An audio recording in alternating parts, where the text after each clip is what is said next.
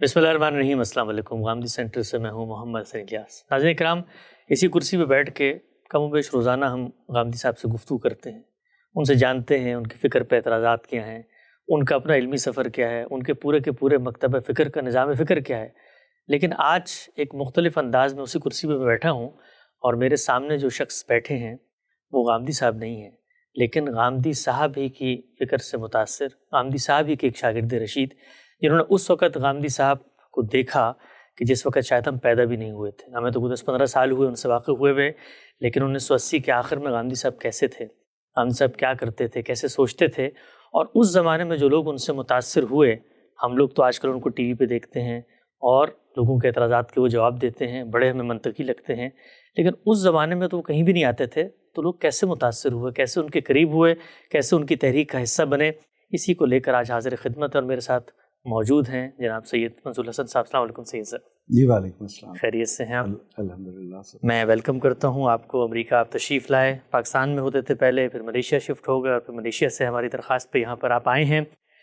سب سے پہلا سوال جو آپ کی خدمت میں ہے وہ یہ ہے کہ بتائیے گا کب غامدی صاحب کا نام سنا، کب متاثر ہوئے، کیوں متاثر ہوئے، اور اپنا خاندانی پس منظر کیا ہے، کہاں سے اٹھے تھے، کہاں پہنچ گئے؟ ایک ہی سوال کے اندر آپ نے کم از کم پوری تاریخ کو مجھ سے پوچھ لیا، لیکن میں کچھ شروع کرنے کی کوشش کرتا ہوں۔ اور سب سے بڑا مسئلہ جو آج آپ نے پیدا کر دیا ہے وہ یہ کہ مجھے اس کرسی پر بٹھا دیا ہے جس پر ہمیشہ میں عظمت کے پہاڑ کو بیٹھا ہوا دیکھتا ہوں۔ لیکن آپ بے فکر رہے، میں وہ مشکل سوال نہیں پوچھوں گا جو ان سے پوچھتا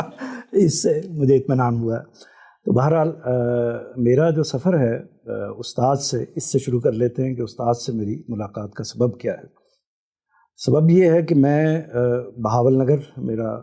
آبائی علاقہ ہے۔ بہاول نگر پاکستان کا جنوبی پنجاب کا ایک شہر ہے، اس میں تصوف کے خانوادے میں پیدا ہوا، اور اس کی ایک تاریخ ہے، اگر آپ پوچھیں گے تو اس کی تفصیل آپ کو سنا دوں گا۔ لیکن جہاں تک استاد سے ملاقات کا تعلق ہے یا ان کے تعارف کا تعلق ہے، تو اپنے طالب علمی کے زمانے میں تو میں واقف نہیں تھا استاد مکرم سے۔ مولانا مودودی صاحب سے پورا تعارف تھا، ان کی چیزوں کو پڑھا تھا، اس کے علاوہ ادب کا بھی شوق تھا، اقبال کو، اور اسی طرح مولانا اصلاحی کی چیزوں کو بھی نہیں پڑھا ہوا تھا، لیکن مودودی صاحب کی اور اسی طرح علمی فکری اور خاص طور پر تصوف کی جو مختلف چیزیں ہیں ان کا مطالعہ ضرور رہا تھا۔ تو بہاول نگر سے میں نکلا اور پنجاب یونیورسٹی لاہور میں پہنچ گیا۔ وہاں میرے استاد ہیں حافظ ظفر عادل صاحب۔ اچھا۔ حافظ محمد ظفر عادل صاحب مرحوم وفات پا گئے۔ انہوں نے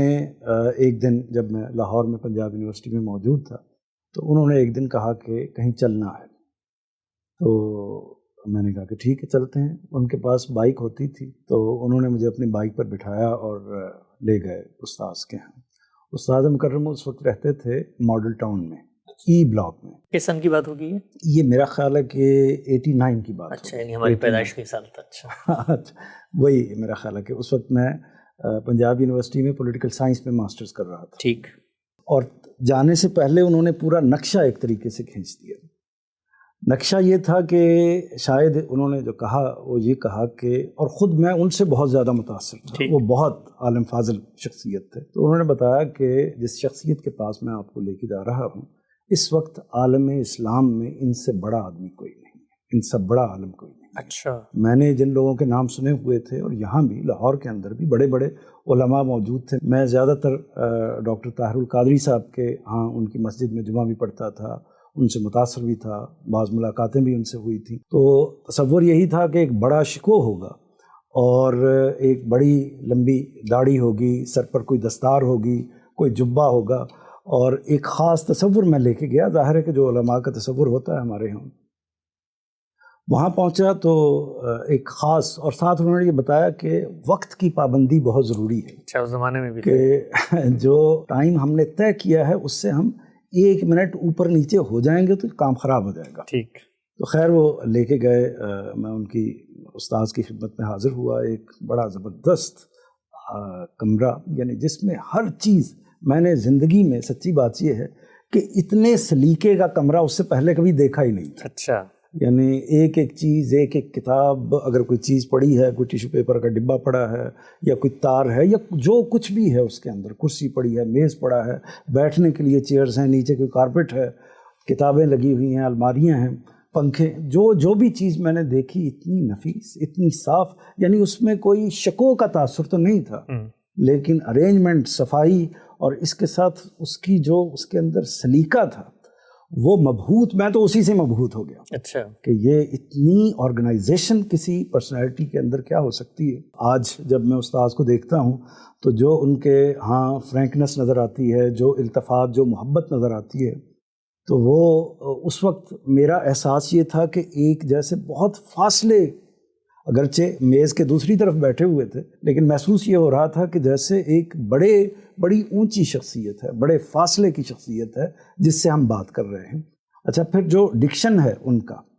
وہ ڈکشن بھی ایسا تھا زبان و بیان کے لحاظ سے، ایسا تھا کہ وہ، اگرچہ میں بعد میں اگر ذکر کروں گا تو کچھ نہ کچھ اس کا تاثر مجھے ضرور تھا، لیکن وہ ایسا ڈکشن تھا کہ میں نے اپنی زندگی میں اس طرح کا ڈکشن، یعنی لفظ کو کیسے ادا کرنا ہے، بات کو بیان کرنا ہے تو کس طریقے سے کرنا ہے، یہ میرے لیے ایک بڑی زبردست چیز۔ تو یہ ایک طرح سے پہلی ملاقات تھی، اور اس کا آپ اگر اثر کہیے تو یہ تھا کہ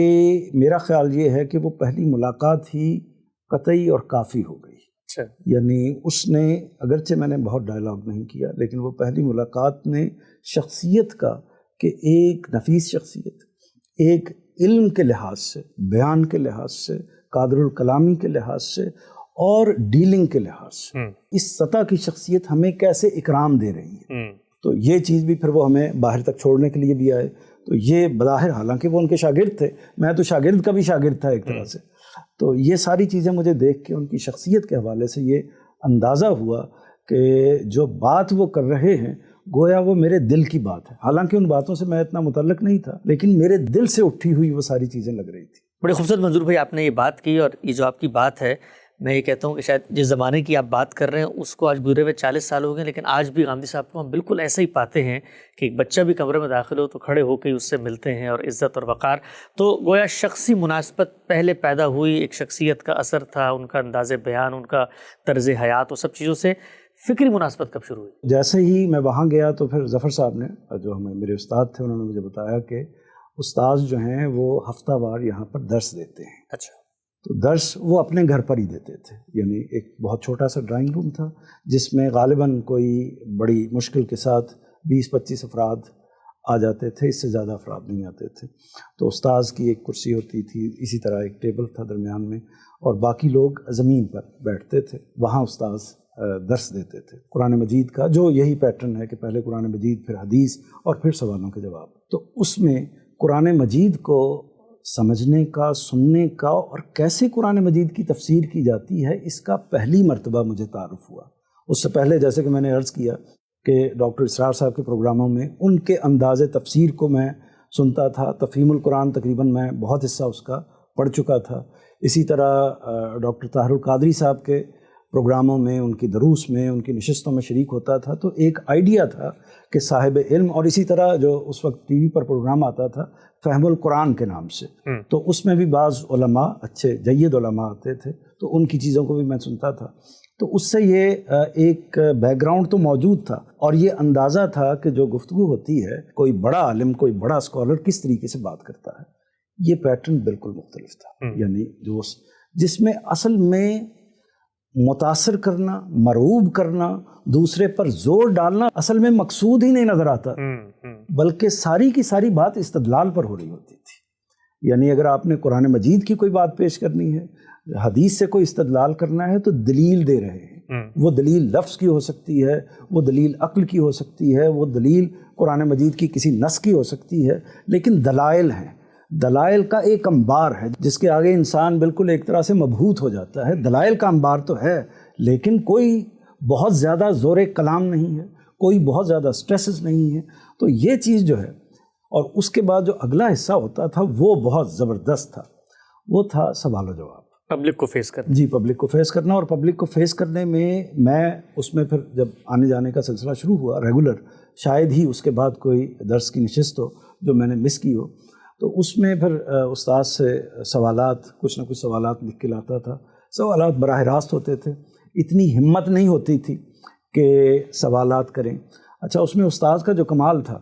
وہ کمال یہ تھا کہ کئی دفعہ ایسا ہوا کہ میں نے سوال کرنا چاہا، لیکن ہمت نہیں پڑی اس طریقے سے سوال کرنے کی، درمیان میں لفظ ٹوٹ گئے، بات پوری طرح ادا نہیں ہوئی۔ اس میں ایسا نہیں ہوا کہ انہوں نے سوال کو نظر انداز کیا ہو یا یہ کہا ہو کوئی اور سوال کرے، بلکہ اس کے بجائے انہوں نے میرے سوال کو خود سپورٹ کیا،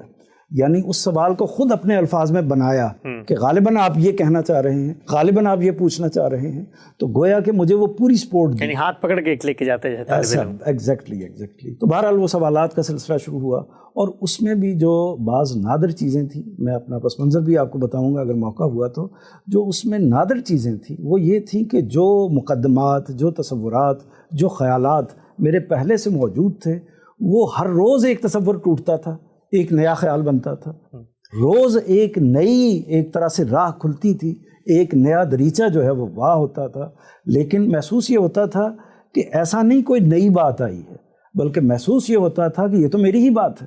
میرے دل کی آواز لگتی تھی۔ جو علم اور استدلال ہے وہ واحد وہ تلوار ہے یا وہ واحد چیز ہے جس سے انسان مفتوح ہو سکتے ہیں۔ خدا نے چونکہ انسان کو ایک عقلی مخلوق بنایا ہے، اور عقلی مخلوق مفتوح ہوتی ہے نہ جذبات سے نہ تقریروں سے، وہ اصل میں علم اور استدلال سے مفتوح ہوتی ہے۔ تقریریں اور جذبات کا اظہار اور اس طرح کی چیزیں وقتی اثر تو پیدا کر دیتی ہیں، لیکن مستقل اور دیر پا اثر جو ہے وہ وہی انسان کی اصل میں عقل پیدا کرتی ہے، جو استدلال کے ذریعے سے اس کو حاصل ہوتا ہے۔ وہ علم جو استدلال سے، عقل سے اس کو حاصل ہوتا ہے، وہی اپنی جگہ بناتا ہے۔ تو یہ اصل میں میرے ان کے ساتھ تعلق کی ایک صورت بنی، جو اصل میں عقل کے ساتھ ساتھ اور عقل کے ذریعے سے کہہ سکتا ہوں میں، یا استدلال کے طریقے سے، وہ اصل میں پھر وہ فکر، وہ شخصیت، وہ کام دل میں اترنا شروع ہو جاتا ہے۔ ٹھیک ہے، بڑی خوبصورت آپ نے بات کہی۔ اچھا منظور بھائی، یہ جو دلچسپ بات ہے، میں آپ سے ایک چیز پوچھنا چاہتا ہوں۔ ابھی اگر ہمیں کوئی ایسا آدمی سن رہا ہو جو غامدی صاحب سے متاثر نہیں ہے، تو وہ سوچ رہا ہوگا کہ یار جہاں بھی جاؤ ہر کوئی اپنے شیخ کی مدح سرائی میں مصروف ہے، یہاں بھی دیکھو غامدی صاحب کے پیروکار، ان کے شاگرد بیٹھے ہوئے ہیں، انہوں نے بھی بات شروع کی، غامدی صاحب سے بات ختم کریں گے، غامدی صاحب سے ان کی شخصیت، ان کا علم، سب چیزیں، تو فرق کیا پڑتا ہے؟ ہر فرقہ اپنے اکابر کو، اپنے علماء کو سپورٹ کر رہا ہے، تو یہ بتائیے گا کہ فرق کیا محسوس ہوا ہے؟ کیا پرانے بت توڑ کے نئے بت بنا لیے گئے، یا پھر ایک سفر تھا جس میں آج بھی آپ رواں دواں ہیں، اس میں استاد کی عظمت، اس کی حیثیت، وہ سب اپنی جگہ پر ہے، لیکن اس کے علم کے معاملے میں جو اصل چیز ہے جو متاثر کرتی ہے وہ کیا چیز ہے؟ یہ بڑا اہم نقطہ ہے، میرا خیال ہے کہ اس میں جو استاذ کے ساتھ کھڑے ہوئے لوگ ہیں یا انہوں نے ان کے ساتھ سفر کیا ہے، زندگی گزاری ہے، یہ سوال ان کے سامنے ضرور آنا چاہیے، اور ان سے یہ سوال پوچھ کر اس کا جواب ضرور حاصل کرنا چاہیے۔ بہت اچھا سوال آپ نے کیا۔ اس میں میرا احساس یہ ہے کہ میں نے بڑا سفر کیا ہے، میں تصوف کی گود میں ایک طریقے سے پیدا ہوا، جماعت اسلامی سے ایک طرح سے تعلق رہا، جمعیت میں فعال بھی رہا، پھر اس کے بعد تحریک تحفظ ختم نبوت کے ساتھ میرا ایک بہت گہرا تعلق پیدا ہوا، ان کے لیے کام بھی کیا۔ تو یہ ایک سفر ہے جس میں ایک طرح سے آپ کہہ سکتے ہیں، میں صرف تفہیم مدعا کے لیے بیان کر رہا ہوں، یہ سفر چلتا رہا۔ یعنی ہر طرح کے آپ کہہ سکتے ہیں کہ ایسا نہیں ہوا کہ میں ایک ہی لائن پہ چلا اور سیدھا استاذ کے پاس آ گیا، ایسا نہیں ہوا۔ تو یہ سفر جب چلا ہے، فرق کیا ہے؟ فرق 2-3 نوعیت کی چیزیں ہیں۔ پہلی بات یہ ہے کہ جہاں میں گیا وہاں ایک ہی بات ارشاد فرمائی گئی، اور وہ یہ کہ مستند ہے میرا فرمایا ہوا۔ یعنی ہر شخص نے، ہر عالم نے، ہر بڑے نے یہ کہا کہ میری بات جو ہے وہی اصل بات ہے، میری بات دین کی بات ہے، میری بات قرآن کے عین مطابق ہے، میری بات اللہ کے رسول کی حدیث کے عین مطابق ہے، میں ہی جو بات کہہ رہا ہوں وہ دین ہے، اور اس میں کوئی تغیر نہیں ہے، کوئی تبدل نہیں ہے۔ 10 سال پہلے جو میں نے بات کی تھی وہ پرفیکٹ بات تھی، اور آج بھی وہی بات ہے جو میں کہہ رہا ہوں۔ یہ وہ معاملہ ہے جہاں میں نے کسی کے حصے میں کوئی تفریق نہیں دیکھی، کسی جگہ پر کوئی فرق نہیں دیکھا۔ لیکن یہاں تو ایک عجیب و غریب معاملہ ہو گیا۔ یہاں یہ ہوا کہ میں ایک بات آپ کے سامنے پیش کر رہا ہوں، اس کی یہ دلیل ہے، اس دلیل کو آپ قبول کرتے ہیں، بڑی اچھی بات ہے، اور قبول نہیں کرتے، نو پرابلم، کوئی مسئلہ نہیں ہے، آپ اس پر بحث کیجئے اور استدلال کیجئے، اور اگر آپ میری بات کے قائل نہیں ہو رہے تو مجھے اپنی بات کا قائل کر لیجئے۔ میں آپ کی بات کو اسی سطح پر سننے کے لیے تیار ہوں، بلکہ آپ کو سپورٹ کرنے کے لیے بھی تیار ہوں کہ آپ اپنی بات بہتر طریقے سے بیان کر سکیں۔ اس کے بعد نتیجہ کیا نکلتا ہے؟ نتیجہ یہ نکلتا ہے کہ انسان جائے گا کیسے؟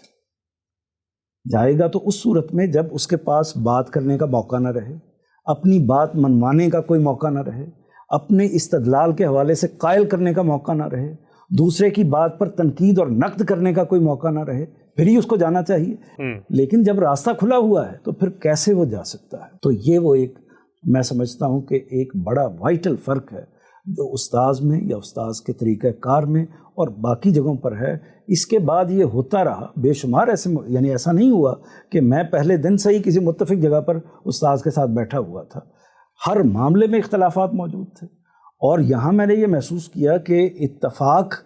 کے ساتھ ساتھ اختلاف کو جتنا ویلکم کیا جاتا ہے اس کی کوئی انتہا ہی نہیں ہے۔ یعنی جیسے ہی کوئی اختلاف کا اظہار کرے وہ کوئی پالیسی میٹر ہو سکتا ہے، اور اسی طرح کوئی عملی معاملہ ہو سکتا ہے، اسی طرح کوئی علمی فکری معاملہ ہو سکتا ہے، لیکن اختلاف جیسے ہی آپ نے سوال کیا، جیسے ہی آپ نے اعتراض کیا، ایک طرح سے بساط بچ جائے گی، دونوں افراد آمنے سامنے بیٹھ جائیں گے اور انتہائی فرینک ماحول میں، انتہائی اچھے علمی فکری ماحول میں گفتگو شروع ہو جائے گی۔ تو گفتگو کا نتیجہ کوئی بھی نکلے، اس سے کوئی فرق نہیں پڑتا، اور اس سے بھی کوئی فرق نہیں پڑتا۔ بے شمار استاد کے شاگردوں میں، تلامذہ میں ایسے لوگ ہیں جو آج تک ان کے فکر سے، ان کے نقطہ نظر سے اختلاف رکھتے ہیں، اور بعض بنیادی نکات پر اختلاف رکھتے ہیں، لیکن کوئی مسئلہ نہیں، وہ ادارے کے ساتھ وابستہ ہیں، استاذ کے کاموں کے ساتھ وابستہ ہیں، ان کے ساتھ کام کر رہے ہیں۔ تو استاذ کے ہاں یہ چیز کوئی بیریئر نہیں ہے، جبکہ باقی جتنی بھی جگہوں پر میں نے دیکھا ہے وہ اس سے ڈیفرنٹ ماحول مجھے سامنے آیا۔ ٹھیک منظور بھائی، یہ ایک آپ نے بڑی اچھی بات کی کہ ایک بنیادی وجہ ہے جس کی وجہ سے یہاں وہ پہلو نہیں ہے کہ ہم بھی کسی فرقہ پرست ایک مقلد کی طرح گن گا رہے ہیں اپنے بعض اساتذہ کے، اور غامدی صاحب سے ایشو بیس اتفاق ہے، ایشو بیس اختلاف بھی ان کے شاگردوں کے حلقے میں ہوتا رہتا ہے۔ آگے بڑھاتے ہیں سلسلہ گفتگو کو، یہ بتائیے گا کہ فکر سے آپ متاثر ہوئے، اس کے بعد شخصیت سے ایک مناسبت پیدا ہو گئی، ادارے میں کام کرنے کا آغاز کب کیا اور کیا کام تھا جو آپ نے کرنا شروع کیا اور اب تک کیا کرتے چلے آ رہے ہیں؟ ادارے سے میری جو وابستگی پیدا ہوئی وہ اس کا سبب ایک طرح سے یہ ہوا، اس وقت آپ کو معلوم ہے کہ یہ 1990 91 92 میں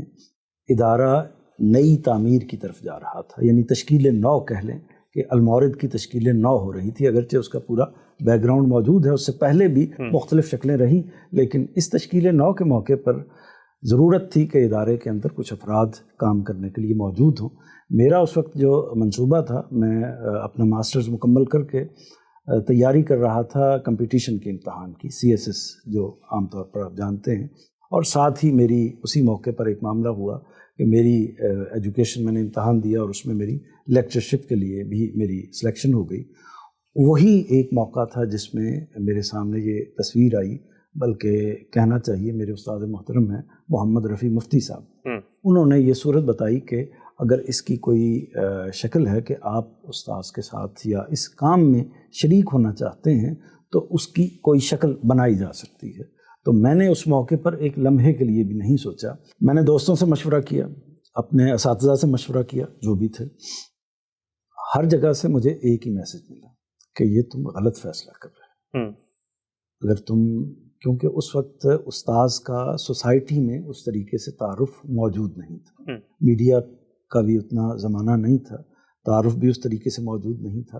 ادارہ بھی ہمارا کوئی جس طریقے سے آج آپ کو کچھ متوازن، کچھ اسٹیبلش نظر آتا ہے، یہ صورت بھی موجود نہیں تھی۔ تو اور دوسرا معاملہ یہ تھا کہ اپنے زمانے کے لحاظ سے میری ایک جاب بھی ہو گئی تھی، میں اپنے اس میں لائن میں چل بھی پڑا تھا اور اپنی آگے کی تیاری بھی کر رہا تھا۔ تو جس فرد سے بھی مشورہ کیا، ہر ایک نے یہی کہا کہ آپ یہ ایک غلط بات کر رہے ہیں۔ مشورہ کرنا اس لیے ضروری ہوتا ہے کہ بعض اوقات آپ کے ارد گرد جو لوگ بیٹھے ہیں، اگرچہ میں نے فیصلہ اپنے طور پر کر لیا تھا، لیکن ان کی تکریم کے لیے، ان کے اعزاز کے لیے اس کی ضرورت ہوتی ہے کہ بندہ ان سے بات کرے۔ حتیٰ کہ میرے استاد ظفر عادل صاحب کا بھی یہی مشورہ تھا، لے کر گئے تھے جو مجھے لے کر گئے تھے، ان کا بھی یہی مشورہ تھا کہ میرا خیال ہے کہ آپ کو یہ سٹیپ نہیں لینا چاہیے، کیونکہ دنیا کے جو معاملات ہیں ان کو پیش نظر رکھتے ہوئے اپنی زندگی کے معاملات کو آگے بڑھانے کا فیصلہ کرنا چاہیے۔ لیکن میں نے بہرحال وہ فیصلہ، جیسے ہی اس طرح کا چانس آیا تو میں نے کہا کہ یہ تو مقدر کی بات ہے، اس طرح کا موقع اگر مجھے مل گیا ہے، مجھے اس ہستی کے ساتھ جس کے ساتھ ہفتے میں ایک بار ملاقات ہوتی ہے، ہر روز ایک طرح سے ملنے کا، اس کے ساتھ کام کرنے کا، اس کے ساتھ زندگی بسر کرنے کا موقع ملے گا، تو یہ چیز تھی۔ اور اس کے ساتھ ساتھ اس علمی ماحول کے اندر، اگرچہ میں یہ عرض کر دوں کہ میرا جو بیک گراؤنڈ ہے وہ اس طریقے سے علمی نہیں تھا، اور نہ میرا کوئی پلان تھا کہ میں کوئی علمی طور پر کنٹریبیوٹ کروں گا. خیال یہ تھا کہ استاذ کے ساتھ جائیں گے اور ان کے لیے کوئی بھی خدمت ہو سکتی ہے. وہ خدمت ادارے کو مینج کرنا ہو سکتی ہے, وہ ادارے کے اندر جھاڑو لگانا ہو سکتا ہے, کوئی بھی خدمت ہو سکتی ہے. وہ ان کے ساتھی بن کر, اس کام کے ساتھی بن کر, ایک خالص دینی جذبے کے ساتھ اس کام کے ساتھی بن کر اس کام کی خدمت کریں گے. یہ احساس تھا, یہ جگہ تھی. تو گیا تو میں نے ان کے سامنے یہ عرض کیا کہ جی میرے ساتھ رفیع مفتی صاحب نے یہ بات کی تھی, تو میں کچھ محسوس کرتا ہوں کہ اگر یہ بندوبست ہو جائے تو میں بڑا خوش محسوس کروں گا اپنے آپ کو, بلکہ میں خوش قسمت محسوس کروں گا اپنے آپ کو کہ اگر میں اس کام میں آپ کا معاون بن سکوں, آپ کا ساتھی بن سکوں. تو استاذ نے اس موقع پر, مجھے آج تک ان کی کچھ بات یاد ہے جو انہوں نے اس موقع پر ارشاد فرمائی. انہوں نے کہا کہ بھئی یہ جو کام ہے دین کے لیے اپنے آپ کو مختص کر دینے کا یا دین کی خدمت میں آ جانے کا, یہ کوئی آسان کام نہیں ہے. اس کی وجہ یہ ہے کہ یہ وہ ہے کہ جس میں بعض اوقات انسان کو اپنے کپڑے بچانے مشکل ہو جاتے ہیں. بعض اوقات یہ صورتحال ہوتی ہے کہ آپ کا خاندان آپ کا ساتھ نہیں دے رہا ہوتا, آپ کی فیملی آپ کو چھوڑ دیتی ہے, آپ کا ملک یا آپ کے دوست احباب آپ کے ساتھ کھڑے نہیں ہوتے. تو یہ آسان سفر نہیں ہے. اور کوئی بھی تحریک ہو, جس بھی تحریک کا آپ حصہ بننا چاہیں, کسی بڑے کام کو کرنے کے لیے کھڑے ہوں, تو ذہنی طور پر اس میں تیار رہنا چاہیے کہ اس کے لیے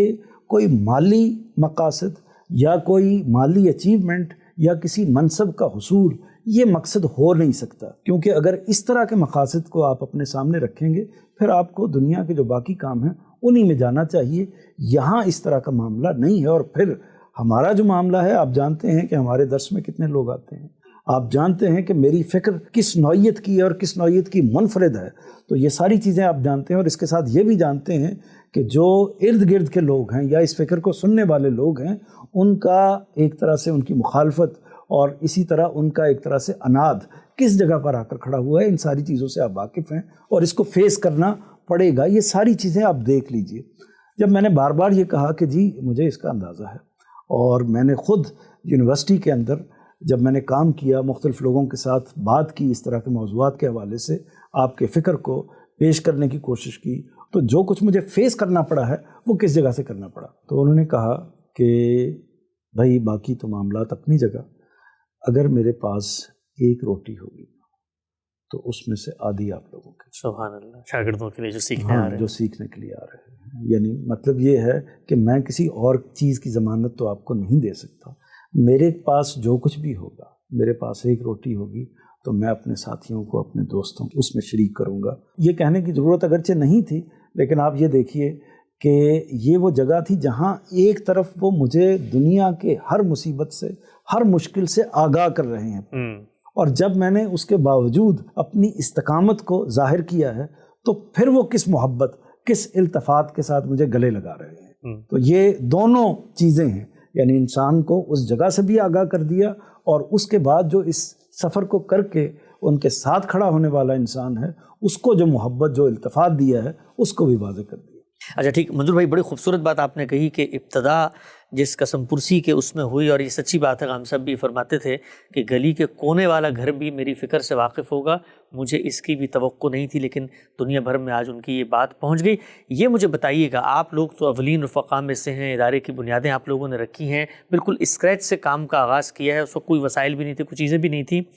تو جس وقت آپ اس فکری تحریک میں شامل ہو رہے تھے, تو کیا کوئی ذہن میں کچھ تھا تصور, کوئی نتیجہ, کوئی عزم کہ بھئی یہ یہاں تک ہم پہنچ جائیں گے اور اس کا یہ نتیجہ نکلے گا, اور ایک دن جو ہے اس طرح مال ٹاؤن کی بلاک کے گھر کی انیکسی سے اٹھ کر جو ہے یہ دنیا بھر میں ادارے بن جائیں گے, امریکہ میں بیٹھ کے گفتگو کر رہے ہوں گے؟ تو اس وقت کیا کوئی تصور تھا آپ لوگوں کے ذہن میں؟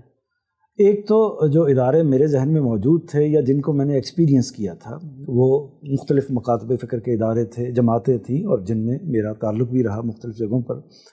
جو چیز میں نے ایکسپیرینس کی وہ یہ تھی کہ جو ہمارا مذہبی نیٹ ورک ہے کام کو آگے بڑھانے کا, میں اس کو کسی نیگیٹو طریقے سے نہیں بیان کر رہا, پازیٹیولی بیان کر رہا ہوں. ہمارا جو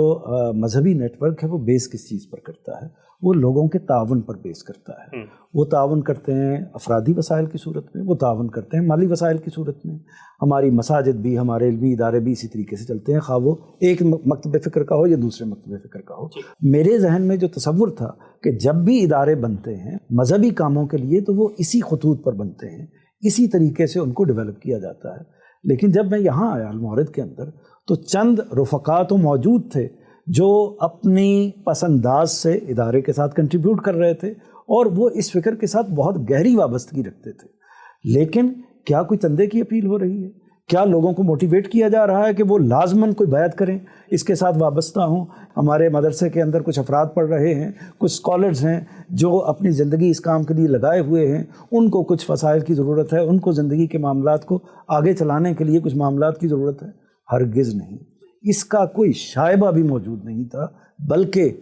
اس میں صورتحال یہ تھی کہ اگر کوئی اس طرح کا تاثر بھی دے دیتا تھا اپنے حلقے میں یا لوگوں کو، تو اس کا نتیجہ یہ نکلتا تھا کہ استاذ کی طرف سے اس کو پسند نہیں کیا جاتا تھا کہ ہم یہ لوگ نہیں ہیں جو اس جگہ سے اٹھیں گے. اور اس میں بھی جو بات بار بار وہ کہتے تھے وہ یہ کہتے تھے کہ ہم اصل میں اللہ کی مزدوری کرنے کے لیے آئے ہیں، ہم خدا کا کام کرنے کے لیے اٹھے ہیں، تو خدا کے ساتھ اپنی لا کو قائم کیجئے. یہ وہ واحد کام ہے دنیا کے اندر جو اصل میں خدا کا کام ہے. اچھا، ہم اللہ کا کام کرنے کے لیے کھڑے ہوئے ہیں. اللہ ہی ہے جو ہمارے وسائل کا بندوبست کرے گا، وہ چاہے گا تو ہمارے وسائل کو بڑھائے گا. تو ایک تو میں یہ سمجھتا ہوں کہ یہ اللہ کی مشیت تھی، اللہ کی رضا تھی، اور اس اخلاص کا نتیجہ تھا جو استاذ کے ہاں اور ان کے تلامذہ کے ہاں موجود تھا. ہمارے جو کارپرداز ہیں وہ لوگ جنہوں نے کنٹریبیوٹ کیا اس ادارے کو، جس کو ہم اپنے ہاں بورڈ کے لفظ سے تعبیر کرتے تھے،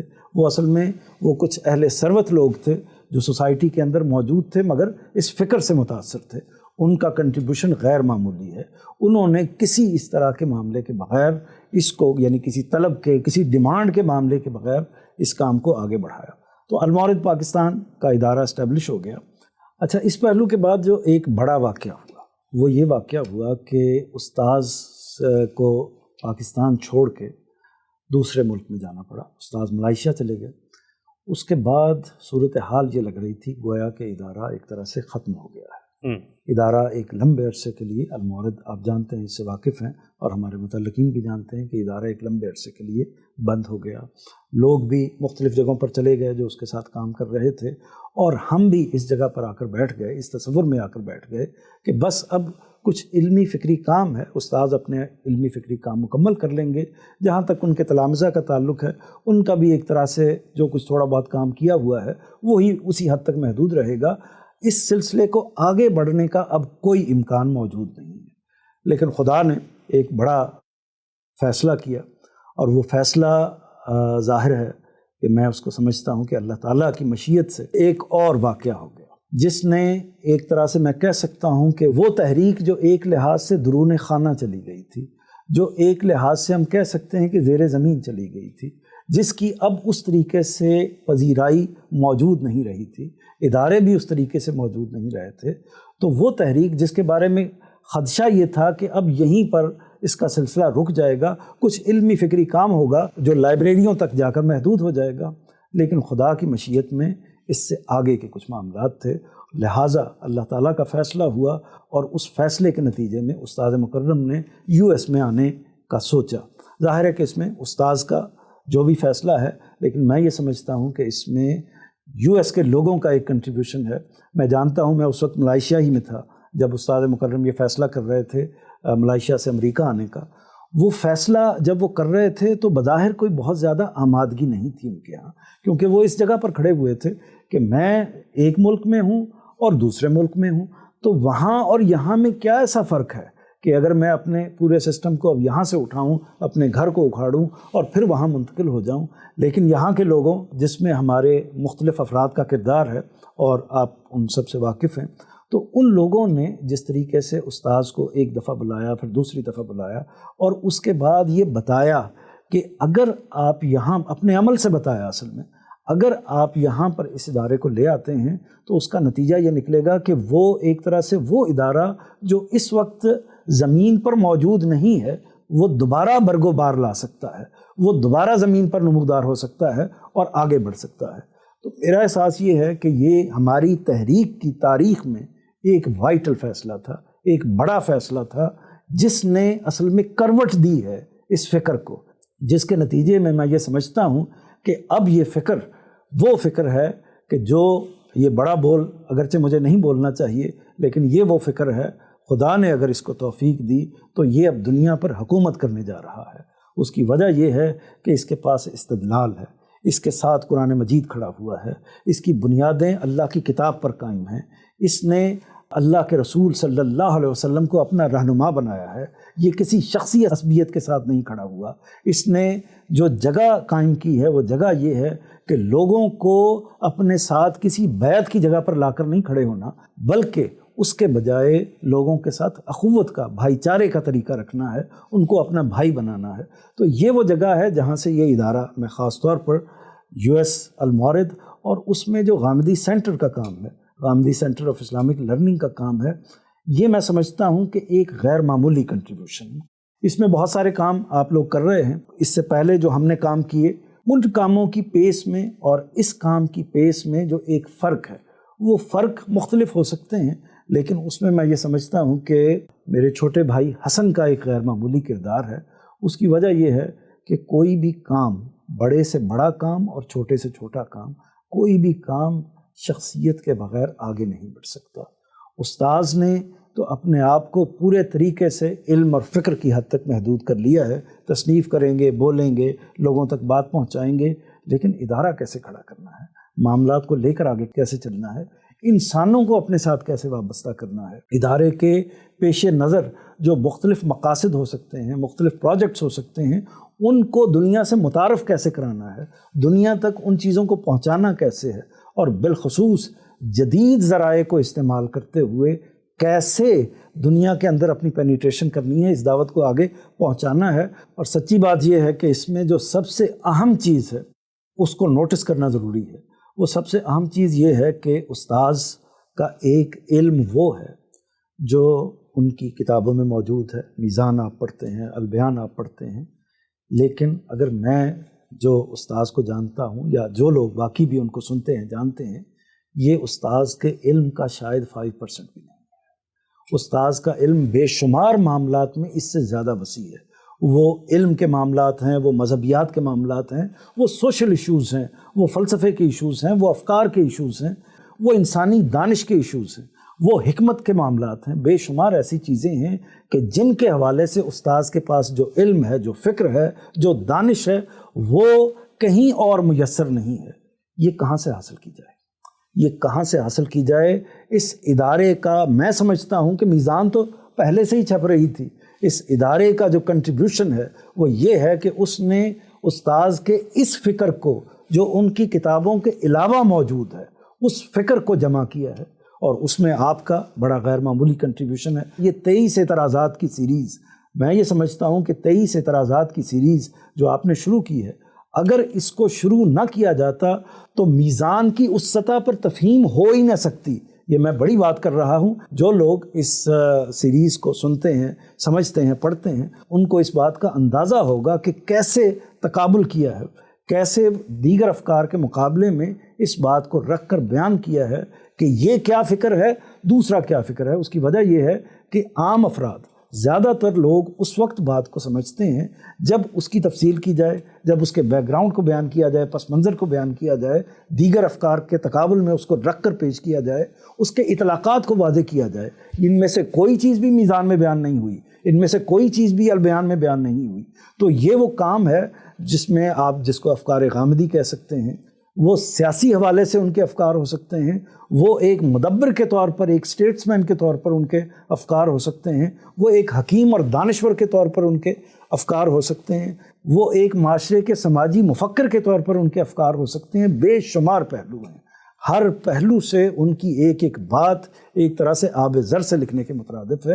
اس کو جمع ہونا چاہیے۔ اور آپ کے اس ادارے Ghamidi centre of Islamic learning کا جو کام ہے، وہ سب سے بڑا کام میں یہ سمجھتا ہوں کہ اس نے اس کو محفوظ کرنے کا بیڑا اٹھایا ہے، اور یہ اللہ کا شکر ہے کہ اس میں سے بہت سا کام آپ محفوظ کر رہے ہیں، وہ چاہے کتابوں میں نہ صحیح لیکن استاذ کی زبان سے صادر ہو رہا ہے، اور اس میں اس ادارے میں بالخصوص آپ جس طرح سے ان کی شخصیت کو، ان کے فکر کو ایکسپلور کر رہے ہیں، اس سے پہلے استاذ کی پوری تاریخ میں اس طرح کا واقعہ نہیں ہوا۔ حتیٰ کہ اس سے پہلے بھی آپ مولانا اصلاحی کو دیکھ لیں، مولانا مودودی کو دیکھ لیں، علامہ اقبال کو دیکھ لیں، بڑے بڑے جو مفکر پیدا ہوئے ہیں،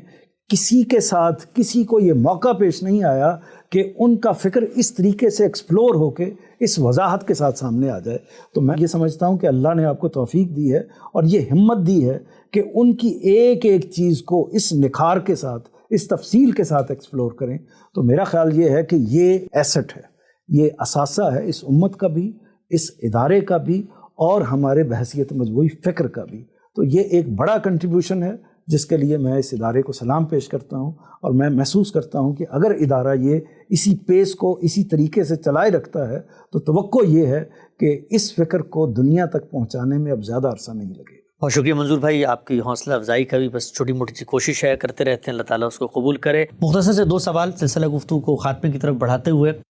آپ نے پوری زندگی جو کام کیا وہ تصنیف و تالیف کا ہے، اور یہاں پر میں لوگوں کے علم میں بھی لے آؤں کہ ہماری جو 23 اعتراضات کی سیریز ہے اس کو بھی کتابوں میں منتقل کرنے کا کام منظور بھائی نے کیا ہے، اور غامدی صاحب نے پچھلے دنوں جب تقریب رونمائی ہوئی، اس کی ویڈیو بھی یوٹیوب پہ موجود ہے، آپ ضرور دیکھیے گا، اس میں ایک جملہ فرمایا، اور وہ یہ تھا کہ ہمارے پورا جو حلقہ ہے غامدی صاحب کے شاگردوں کا، اس میں اردو کے اندر زبان و بیان، اسالیب اور تفہیم کے مدعا اور لکھنے کا جو ایک اسلوب ہے ہمارا پورے کے پورے مدرسے کا، اس کے ڈکشن جانرا کو اگر کسی شخص نے حاصل کیا تو وہ منظور بھائی ہیں۔ تو یہ بتائیے گا کہ آپ نے غامدی صاحب کی فکر کو لکھنے میں پوری زندگی صرف کر دی، اور زیادہ تر آپ کی جو تحریریں ہیں وہ جو تنقیدات ہوئیں غامدی صاحب پہ اس کے جواب میں تھیں۔ سوال میں آپ سے پوچھنا چاہتا ہوں کہ جتنی تنقیدات آپ نے پڑھی ہیں اب تک، ان میں بیسک خامی آپ کو کیا لگی؟ جواب تو آپ نے دے دیا، غامدی صاحب یہ کہتے ہیں، اس تنقید میں آپ کو کیا ایک کمزوری لگی؟ کیونکہ آج بھی بہت سارے ناقدین ہیں، تنقید کرنا بھی چاہتے ہیں، لیکن کیا کمزوری ہے جو تنقید میں سامنے آتی ہے؟ ایک ہی غلطی ہے سب سے بڑی جو میں یہ سمجھتا ہوں، وہ یہ ہے کہ میری نظر سے کوئی ایک تنقید بھی، میں نے بے شمار تنقیدات پڑھی ہیں اور ان کا جواب بھی لکھا ہے، لیکن کوئی ایک تنقید بھی ایسی نہیں ہے جس میں پوری دیانتداری سے اس بات کو عرض کر رہا ہوں کہ جس میں تنقید کرنے والے نے، ناقد نے استاذ کی بات کو سمجھا اور استاذ کی بات کو بیان کر کے اس پر تنقید کی، جیسے کہ وہ کہہ رہے ہیں، جیسے وہ کہہ رہے ہیں۔ پہلی بات تو یہ ہے کہ آپ جتنی بھی تنقیدات دیکھیں گے، زیادہ تر تنقیدات میں اول تو استاذ کو کوٹ ہی نہیں کیا جاتا، ان کے تلامذہ کی باتوں کو اٹھایا جاتا ہے، یا ان کی تقاریر میں سے کچھ چیز کو لیا جاتا ہے اور اس کو بیان کر دیا جاتا ہے، تنقید کر دی جاتی ہے، یا کچھ اطلاقات یا کچھ نتائج جو بعض اوقات اپنی دانست میں اخذ کیے ہوتے ہیں اور ان کو بنیاد بنایا جاتا ہے اور پھر تنقید کر دی جاتی ہے، یا یہ کہہ دیا جاتا ہے کہ پرانے علماء جو ہیں وہ یہ موقف رکھتے ہیں یا امت کا اجماع اس بات پر ہے، اس کے مقابلے میں غامدی صاحب یہ بات کہتے ہیں، لیکن نہ استدلال پر بحث کی جاتی ہے، نہ ان کے متن کو زیر بحث لا کر اس کے اندر جو استدلال بیان کیا گیا ہے وہ زبان کا ہے یا فکر کا ہے یا نصوص کا ہے، اس کو زیر بحث لا کر اس پر بات کی جاتی ہے۔ اس کی کوئی نظیر موجود نہیں ہے۔ یہ میں پوری سمجھداری کے ساتھ، پوری دیانت کے ساتھ کہہ رہا ہوں کہ ایک چیز بھی نہیں ہے۔ بعض لوگوں نے استاذ کو کوٹ کیا ہے، لیکن کوٹ کرنے کا مطلب یہ نہیں ہوتا کہ آپ پیراگراف لکھ دیں اور اس کے بعد اپنی بات کر دیں۔ کوٹ کرنے کا مطلب یہ ہے کہ جو کچھ وہ شخصیت بیان کر رہی ہے اس کو آپ سمجھیں تو صحیح، آپ اس کو بیان کریں کہ ان صاحب نے یہ بات بیان کی ہے، اس کے اندر یہ 3 غلطیاں پائی جاتی ہیں، ان غلطیوں کے حوالے سے میرا موقف یہ ہے۔ نہ آپ اس بات کو صحیح طرح بیان کریں گے، نہ اس کے اوپر وہ جو غلطیاں اس کے اندر پائی جاتی ہیں اس کو زبان، بیان یا فکر یا نصوص کے حوالے سے اس پر کوئی اپنا محاکمہ کریں گے۔ اس کے بغیر آپ محض کمنٹس کرتے ہیں، محض تبصرے کرتے ہیں، محض بیان کرتے ہیں۔ تو میں سمجھتا ہوں کہ استاذ پر ہونے والی یا ہمارے فکر پر ہونے والی جتنی بھی تنقیدات ہیں ان کی حیثیت محض تاثرات کی ہے، محض تبصروں کی ہے، اس میں علمی لحاظ سے کوئی ایسی چیز موجود نہیں ہے کہ جس کو ہم اس قابل سمجھ سکیں، اس لائق سمجھ سکیں کہ وہ علم کے دائرے میں، علم کے میدان میں اپنی ورث رکھتی ہو۔ ٹھیک، نقطہ واضح ہوا کہ تنقیدات اصل میں تاثرات ہیں۔ تنقید کیسے بنتی ہے؟ آخری سوال آج کی نشست کا، بہت سارے لوگوں کے یہ بات علم میں شاید نہ ہو کہ منظور بھائی جب غامدی صاحب سے متعلق ہوئے تو سن 2006 میں استاد مکرم جاوید احمد غامدی صاحب کے مکتب کے باہر ان پر قاتلانہ حملہ ہوا اور ان کے منہ میں رکھ کے گولی ماری گئی، اور وہ گولی آج بھی ان کے جسم میں موجود ہے۔ منظور بھائی، آپ جانتے ہیں کہ ہم لوگ وہ لوگ نہیں ہیں کہ جو اپنی مظلومیت کی داستان سنا کے لوگوں سے کوئی جذباتی عقیدت اپنے آپ سے وابستہ کریں، لیکن محض بیان واقعہ کے طور پہ اور اس پہ کوئی عبرت کا پہلو جو آپ بیان کرنا چاہیں، پورا ایکسپیرینس تھا کہ آپ مختصر آپ بتائیں کب ہوا، کیسے ہوا اور پھر اس کے بعد کیا ہوا؟ اچھا، اس کا تھوڑا سا پس منظر بھی ہے، وہ یہ کہ اس وقت بہت زیادہ انتہا پسندی پاکستان میں تھی، مختلف جماعتیں، مختلف تحریکیں خاص طور پر انتہا پسندی، دہشت گردی کے طریقے پر اپنے معاملات کو آگے بڑھا رہے اور ادارے کو بھی تھریٹس وصول اور ادارے کو بھی تھریٹس آ رہے تھے۔ اس میں استاذ کے ساتھ ساتھ بعض اوقات میرا نام بھی آ جاتا تھا، کیونکہ میں رسالے کا مدیر بھی تھا، ادارے کے اندر بھی بڑی بنیادی ذمہ داریوں پر فائز تھا۔ تو اس میں جو خاص واقعہ یہ ہوا کہ میں نے، اور میرا ہمیشہ سے، میں نے شاید پہلے بھی عرض کیا تھا، میرا طریقہ یہ تھا کہ میں استاذ کے افکار کو، استاذ کے نقطہ نظر کو تحریر میں منتقل کرتا تھا۔ تو اس وقت ایک بڑی بحث چھڑی ہوئی تھی، اس بحث کو، اس میں استاذ کے نقطہ نظر کو میں نے اشراق کے اداریے کے طور پر بیان کیا، اور جب میں نے اداریے کے طور پر اس کو بیان کر دیا تو اس پر شدید مزاحمت ہوئی۔ اسی کے نتیجے میں مجھے بھی تھریٹ آیا، استاذ کے حوالے سے بھی اس طرح کی بات ہوئی کہ اگر آپ اس سلسلے کو، اس بات کو آگے بڑھاتے ہیں تو پھر آپ کی جانوں کی خیر نہیں ہے۔ تو بہرحال میں اسی تناظر میں جب میرا اداریہ سامنے آیا، یہ کوئی پہلی آپ سمجھیں کہ 1 اگست کی بات ہے 2006 کی، اور جب یہ واقعہ ہوا یہ 23 اگست کا واقعہ، اور اس وقت استاذ کے حوالے سے، ہمارے کام کے، فکر کے حوالے سے بڑی ایک منفی فضا پیدا ہو گئی تھی۔ میں باہر آیا تو میں نے دیکھا کہ میں جا رہا ہوں تو ایک گاڑی ذرا فاصلے پر، المورد کے دفتر کے باہر ہی، المورد کے دفتر کے باہر، تو ایک گاڑی ذرا فاصلے پر آ کر رکی، تو میں اپنے دھیان میں چلتا رہا، میرے ساتھ میرا ایک ساتھی بھی موجود تھا، تو پیچھے سے 2 افراد آئے ہیں، ان میں سے ایک نے بڑے زور سے میرے پیچھے ایک طرح سے ہاتھ مارا ہے، تھپڑ مارا ہے۔ تو میں نے اچانک اس کی طرف دیکھا، اس نے مجھے تھوڑا سا پہچانا، اور اس کے بعد اس نے میرے منہ میں اپنی گن رکھی اور اس کو فائر کر دیا۔ منہ کے اندر گن رکھ کے اس نے گولی؟ جی جی۔ اچھا۔ تو وہ ظاہر ہے کہ یہ چند لمحوں کے اندر یہ سارا واقعہ ہو گیا، اتنا معاملہ ہی نہیں تھا کہ سنبھلنے کا موقع ملے، میں گر گیا اس کے نتیجے میں، اور اندازہ ہو گیا کہ یہ معاملہ اس وقت بالکل ہو گیا ہے، یعنی اس وقت میرے ساتھ وہ معاملہ ہو گیا ہے جو انسان کے اس دنیا سے رخصت ہو جانے کا معاملہ ہو۔ اچھا، کیا فیلنگ کیا ہوتی ہے اس وقت؟ میں اس لیے پوچھنا چاہ رہا ہوں کہ ہم لوگ تو کبھی گزرے نہیں اس سے، اور ایک سوچتے ہیں یعنی جب گولی لگی آپ کو تو بے ہوش نہیں ہوئے آپ؟ جی نہیں۔ اچھا، یعنی عجیب بات ہے، اللہ تعالیٰ کی طرف سے معاملہ یہ ہوا کہ میں بالکل، میرا ذہن اور ہر چیز مجھے نظر بھی آ رہی تھی، میں ایکٹیو تھا۔ گولی اصل میں میرے دانت بند ہو گئے، میرا جبڑا جو ہے وہ بالکل اندر والے سائڈ اس کی ختم ہو گئی، اور خون کا ایک فوارہ جو ہے وہ منہ سے نکل رہا تھا، میرے سارے کپڑے اس سے لہو سے شرابور ہو چکے ہوئے تھے۔ پھر بہرحال میں نے اپنے آپ کو سنبھالا، اور میرے ساتھی جو ہیں انہوں نے ایک گاڑی روکی اور اس میں مجھے بٹھا کر ہسپتال کی طرف لے گئے۔ اس میں جو دلچسپ چیز ہے، دلچسپ کہیے یا عبرت انگیز کہیے، تو اس میں جو صورت حال ہے اس کی وجہ یہ ہے کہ میں بالکل ایکٹیو تھا، میرا دماغ پوری طریقے سے چل رہا تھا۔ تو اس میں جو پہلا مرحلہ ہے، آپ سمجھیے کہ 2-4 ابتدائی منٹ جو ہیں، ان 2-4 ابتدائی منٹس کے اندر میں کیا سوچتا رہا، میں اپنے گھر کے بارے میں، اپنی فیملی کے حوالے سے، بچوں کے حوالے سے خیالات آتے رہے، اس کا کیا ہوگا، اس کا کیا ہوگا، یہ ساری چیزیں خیال میں آئیں، لیکن سچی بات یہ ہے کہ 2 منٹ 3 منٹ اس سے زیادہ نہیں۔ پھر اگلا مرحلہ بہت عجیب و غریب ہے، وہ یہ ہے کہ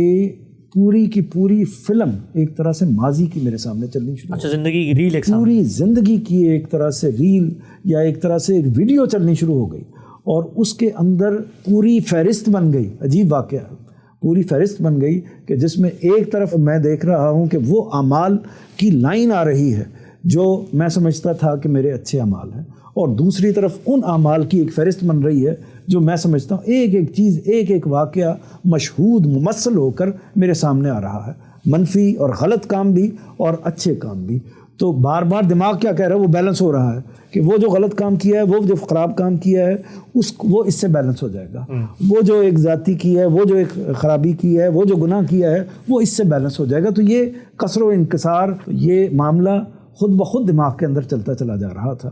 بالآخر جب وہ نتیجہ کوئی نہیں نکل رہا، یعنی یہ فیصلہ نہیں ہو پا رہا تھا کہ معاملہ کامیابی کی طرف جائے گا یا ناکامی کی طرف جائے گا، خوف کی انتہائی کیفیت تھی کہ اب خدا کے حضور میں پیش ہونے والا ہوں، اب زندگی کا معاملہ ختم ہو چکا ہوا ہے، اب اللہ کی بارگاہ میں اب یہی اعمال ہیں، یہی تصویر ہے جو وہاں بھی چلنی ہے، اور یہی اعمال ہیں۔ تو بار بار زبان پر ایک ہی بات آ رہی تھی کہ پروردگار مجھے معاف کرنا، یا اللہ مجھے معاف کر دینا، کسی طرح مجھے معاف کر دینا، کیونکہ موقع تو دوبارہ ملنے والا نہیں ہے، لیکن ایک ہی موقع ہے، ایک ہی بات ہے، ایک ہی صورت ہے، آپ اپنی رحمت فرمائیں اور اپنی رحمت کے ذریعے سے مجھے میرے تمام جو غلط اعمال ہیں ان کے حوالے سے مجھے چھٹکارا دیں اور بخشش کی کوئی صورت میرے لیے پیدا کریں۔ تو یہ بار بار یہ احساس، بار بار یہ چیز پیدا ہونی شروع ہو گئی۔ یہ واقعہ تو جو ہوا سو ہوا، بالآخر تھوڑی دیر بعد پتہ چل گیا کہ اللہ تعالیٰ نے زندگی دے دی ہے، سلامتی سے فیضیاب کر دیا ہے۔ لیکن اس کے بعد کم و بیش 1 مہینہ میں ہسپتال کے اندر رہا۔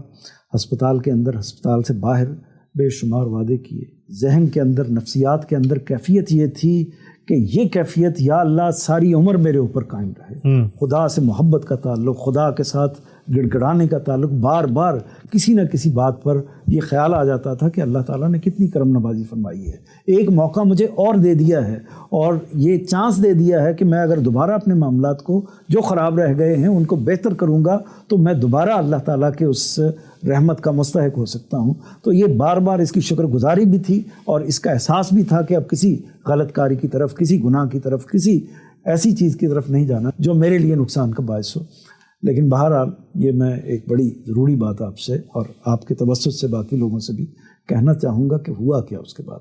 ہوا یہ کہ طے کیا، بے شمار وعدے کیے، 3 مہینے گزرے ہوں گے اس کیفیت پر، یا زیادہ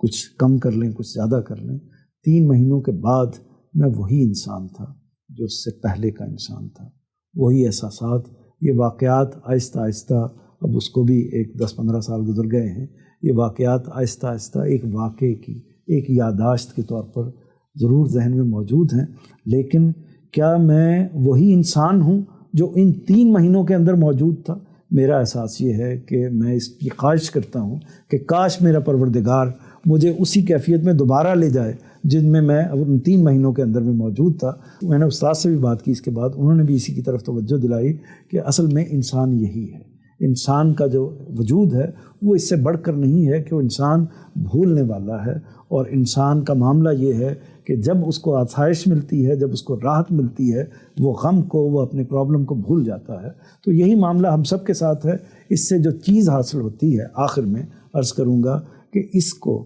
یہ بار بار اپنے ذہن میں رکھنا چاہیے کہ یہ انسان کی یہ خامی ہے، اس کے ساتھ جو بھی واقعات پیش آئیں ان کو وہ اپنی زندگی کا ایک طرح سے آئینہ بنائے، ان کے اندر ہر روز اپنے آپ کو دیکھتا رہے، اپنا احتساب کرتا رہے، تبھی اس کا امکان ہے کہ وہ موقع جب خدا کی عدالت سامنے ہوگی وہ اس میں اپنے آپ کو پیش کرنے کی ہمت کر سکے گا، اور اس کی رحمت ہی سے یہ معاملہ ہو سکتا ہے۔ تو میرا احساس یہ ہے کہ مجھے بھی اور ہم سب کو بھی اللہ تعالیٰ کے ساتھ اس چیز کو اسٹیبلش کرنا چاہیے، اس چیز کو کھڑے کرنا چاہیے، اس چیز کو استوار رکھنا چاہیے کہ پروردگار، میں